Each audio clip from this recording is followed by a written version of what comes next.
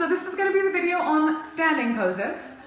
The big thing to remember is this is not an exhaustive list. This is just a couple of poses to kind of get your brain thinking, a couple of variations, and then a couple of things to think about when it comes to holding poses for longer periods of time. First thing, so we're going to start with some of just our more standard, less balance-based poses. So both feet get to be on the floor unless you decide later on you'd like to lift one.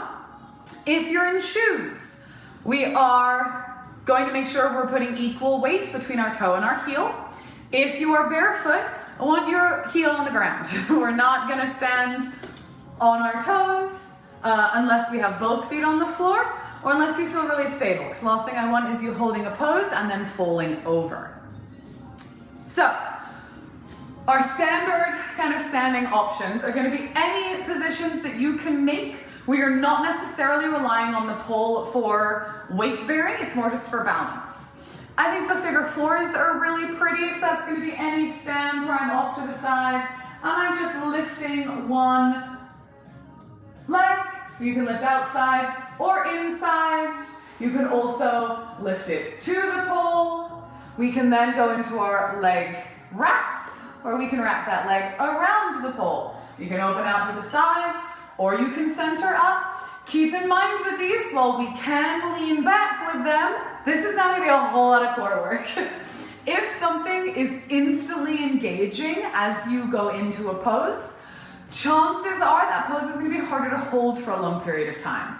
So we can always adjust. It's going to be easier for you to stand here, hands out or up, than it is leaning all the way back, trying to show off your back flexibility to people who just want to sketch you. They don't necessarily mind how flexible that is going to be. Our other option is going to be our bow and arrow, any of our A-frames or any of the positions from our body wave.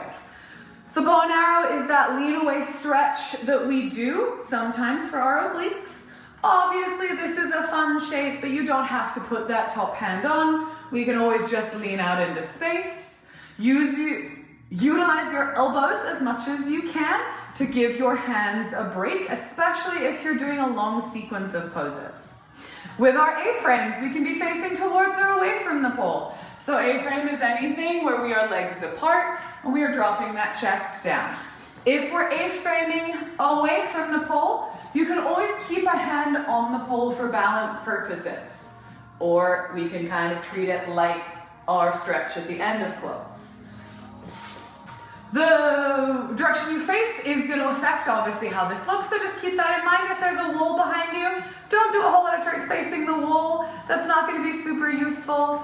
So try and think about when a shape gets interesting and what you can hold to make those nice big lines and really contrast the arc of the human body to the rigidity, that word, of the pole. We also have our goddess as a standing, and then our body waves. So with my goddess, this is just any direction that you want to stand and interact with the pole. It tends to be a starting position for choreography quite a lot.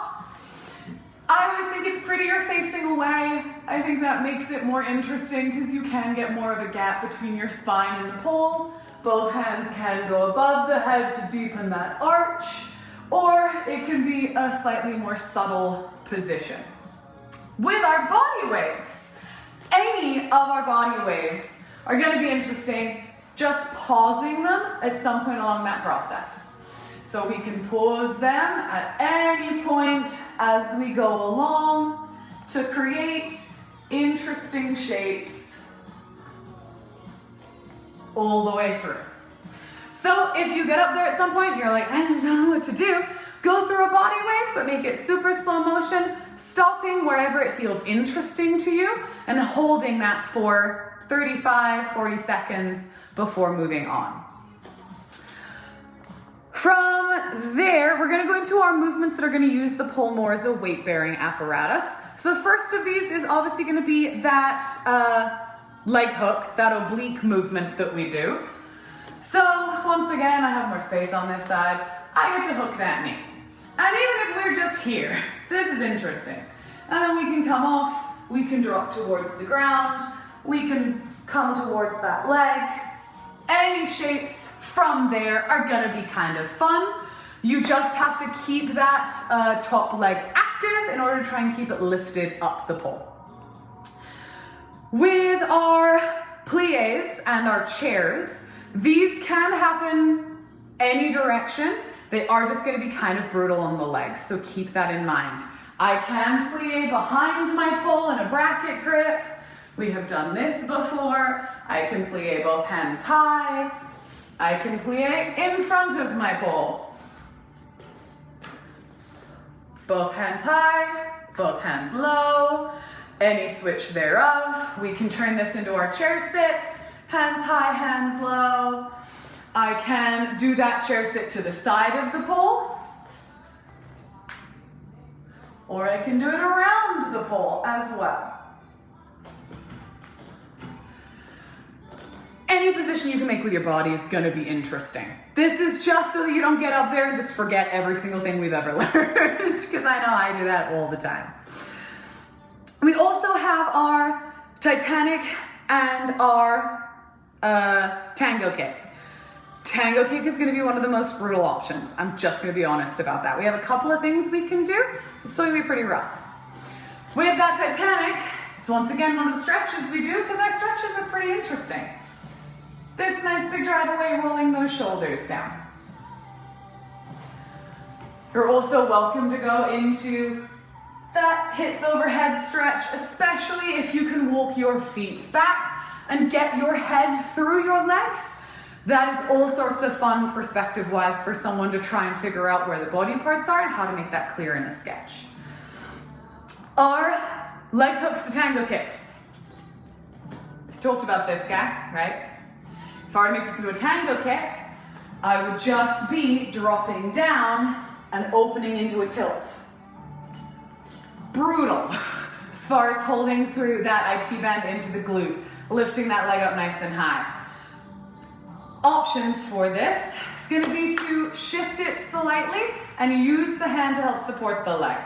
So I'm going to grip underneath my leg, and now I can lean and tilt, and I have a little bit more help. Obviously, the more flexible you are, the higher up that hand gets to grip.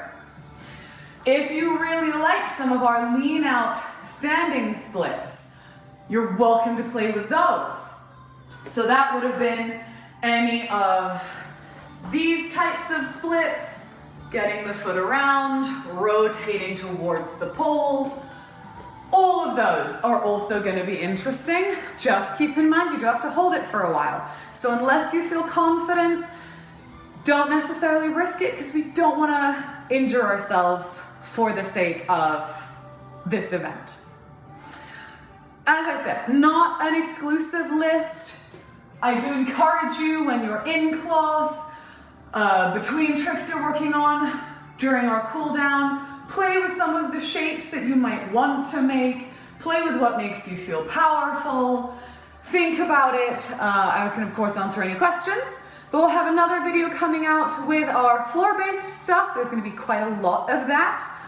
And then a final one coming out with some of the aerial tricks from climbs and from sits that we are welcome to do. Just keep in mind we're not doing anything inverted for this event, mainly because of the issue with heels and mats, and because since we haven't trained to hold upside down poses for long periods of time, I don't want you to push yourself too far and risk fainting off of the pole. Hope this helps.